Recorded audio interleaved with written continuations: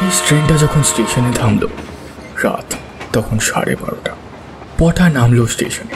মায়ের অসুখের খবর পেয়ে কোনো রকমে তড়িমড়ি করে এই শেষ ট্রেনটা ধরেছিল সে। শীতের রাতের শুনশান স্টেশন যেন পটার দিকে তাকিয়ে চোখ রাঙাচ্ছে। বাপরে বাপরে, আজ কি ঠান্ডা পড়ছে রে। তার উপরে স্টেশনে কাউকে দেখছি নি। এখান থেকে বাড়ি বোধে একাই ফিরতে হবে।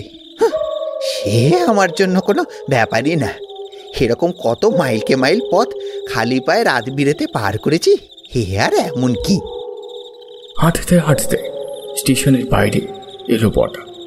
জনমানব শূন্য শুনশান রাস্তাঘাট দেখে তার হালকা গা ছমছম করলেও সে এগিয়ে চলল তার গ্রামের দিকে। রাস্তার দুধারে বড় বড় গাছ, তারই মাঝে ঝোপঝাড়ের মধ্যে দিয়ে মাঝে মধ্যেই শেয়াল ডেকে উঠছে। মরণ, এই হাড় কাঁপানো ঠান্ডায় মানুষ চলতে পারছে না, আর এই মিনসে শিয়ালগুলো তখন থেকে চেঁচিয়ে যাচ্ছে। হাঁটতে হাঁটতে হঠাৎ সে লক্ষ্য করলো তার থেকে বেশ কিছু পা দূরে একটা বুড়ো লোক অদ্ভুত ভঙ্গিতে সামনের দিকে হাঁটছে। পটা মনে মনে ভাবলো, আরে ওটা ফুন্ডুল কাকা না? তাই তো, ওদের গ্রামে ফুন্ডুল কাকাই তো ওরম ভাবে হাঁটতো। সেই কতদিন আগে কাকাকে দেখেছি। শহরে চলে যাওয়ার পর তো আর দেখাই হয়নি কাকার সাথে। ও ফুন্ডুল কাকা, দাঁড়াও গো, আমি আসছি। এ কথা বলার পর পটার সামনে হাঁটতে থাকা লোকটার মধ্যে একটা অদ্ভুত বদল চোখে পড়ল। সেই অদ্ভুত ভঙ্গিতে চলতে থাকা পা দুটো যেন আরো জোরে চলতে শুরু করলো। ও ফুন্ডুল কাকা, দাঁড়াও গো, আমি আসছি। লোকটা যেন আরো জোরে হাঁটছে, বলা ভালো দৌড়চ্ছে। পটা তার পেছন পেছন দৌড়তে শুরু করলো। দৌড়তে দৌড়তে হঠাৎ একটা পাথরের হোঁচট খেয়ে পটা মুখ থুবড়ে পড়লো। ঠোঁটের বাঁ পাশ দিয়ে রক্ত গড়িয়ে পড়লো তার। ও মাগো, খুব জোরে লেগেছে রে। আরে ভুন্ডুল কাকা কোথায় গেল? একটু আগেই তো আমার সামনে ছিল, ওরম জোরে দৌড়াচ্ছিল কেন কে জানে বাবা। কে রে, পটলা নাকি? পটা মুখ তুলে তাকাতেই তার শেষ দাঁড়া দিয়ে একটা ঠান্ডা স্রোত বয়ে গেল। যেই লোকটা কিছুক্ষণ আগে তার সামনে দিয়ে ওভাবে দৌড়চ্ছিল, সে এখন তার থেকে কয়েক পা দূরে চাদর মুড়ি দিয়ে দাঁড়িয়ে আছে। অন্ধকারে তার মুখটা ঠিক বোঝা যাচ্ছে না, তবে তার বাঁকা পা দেখে স্পষ্ট বোঝা যাচ্ছে এই লোকটাই ওভাবে হাঁটছিল। ভুন্ডুল কাকা? হ্যাঁ রে বাপ, আমি। তুমি তখন ওইভাবে দৌড়াচ্ছিলে কেন? আমি পিছন থেকে কত ডাকলাম। তোমার পিছনে দৌড়াতে গিয়ে আমি এই পাথরে আছাড় খেয়ে পড়ে আছি। ওঠ ওঠ, চ বাড়ির দিকে যাবি তো? হ্যাঁ গো কাকা, মায়ের নাকি খুব শরীর খারাপ, তাই এত তাড়াহুড়ো করে এলাম। চলো একসাথেই যাই। তুমি এত রাতে একা এদিকে? লোকটা কোনো উত্তর দিল না, একই রকম ভাবে দাঁড়িয়ে রইল আগের মতো। কি গো, চলো। তুই আগে চ, আমি আসছি। পটা কোনো কথা না বাড়িয়ে হাঁটতে শুরু করল। হাঁটতে হাঁটতে সে বুঝতে পারল সেই লোকটা ঠিক তার পিছনেই হাঁটছে। এরপর থেকে কোনোদিন রাতে একা ফিরিস না পটলা। কথাটা শোনার পর পটার মনে হলো তার গায়ে কেউ যেন বরফ ঢেলে দিয়েছে। দূরে কোথাও অনেকগুলো শেয়াল যেন একসাথে ডেকে উঠল। ভয়ে কাঁপতে কাঁপতে পটা উত্তর দিল, কেন কাকা?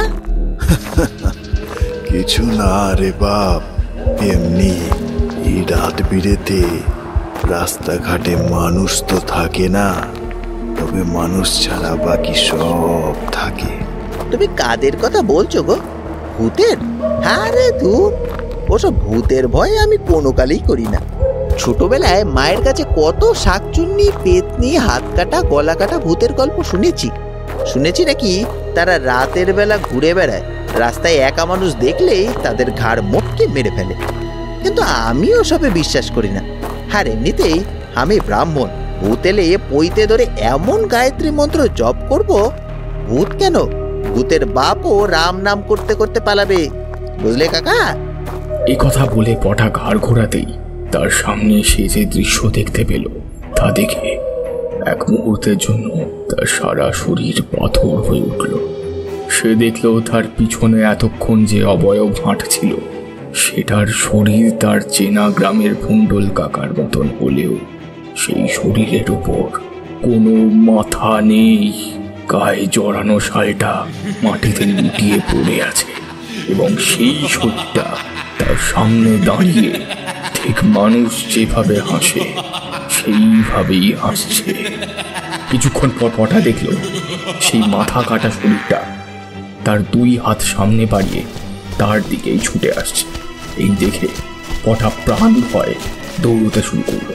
সে শুনতে পেল ভুন্ডল কাকার সেই শরীরটা তাকে বলছে, কি রে পটলা, থাম বাপ, আমার জন্য দাঁড়া, আমি আসছি। ও পটলা, থাম বাপ। পটা আরো জোরে দৌড়তে শুরু করলো। দরজায় বেশ কয়েকবার আঘাত করতেই পটার মা এসে দরজা খুলল। এ কি রে পটু, তোর এমন দশা হয়েছে কেন? আর আজ এত রাতেই বা তুই এলি কেন? কাল সকালে সময় করে আসতে পারতিস। বাবা, আমি ভেবেছিলাম তোমার বোধহয় খুব শরীর খারাপ, তাই রাতের শেষ ট্রেন ধরে আসবো বলে ঠিক করলাম। কিন্তু মা, রাস্তায় আমাদের পাড়ার ভন্ডল কাকার সাথে দেখা হয়েছিল। কিছুটা রাস্তা কাকার সাথে হেঁটে আসছিলাম।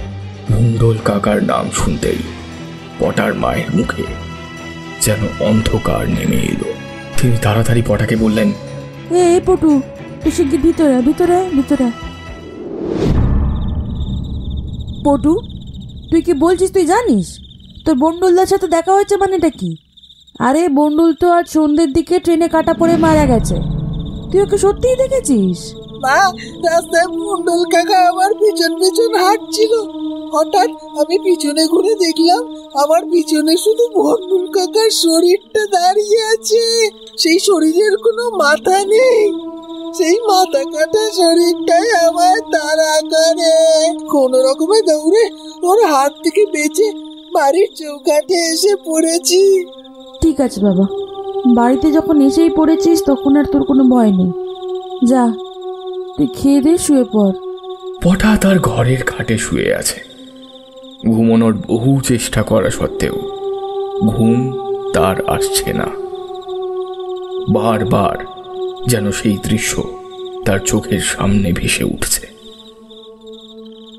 হঠাৎ পটা একটা ফ্যাঁস ফ্যাঁসে গলা শুনতে পায়, যা তাকে বলছে, রে পটলা, বলেছিলাম না তোকে রাতে একা গ্রামের রাস্তায় হাঁটতে নেই, হাঁটলে অনেক কিছু দেখতে পাবি। কারণ রাত বিরেতে রাস্তাঘাটে মানুষ তো থাকে না, তবে মানুষ ছাড়া বাকি সব থাকে।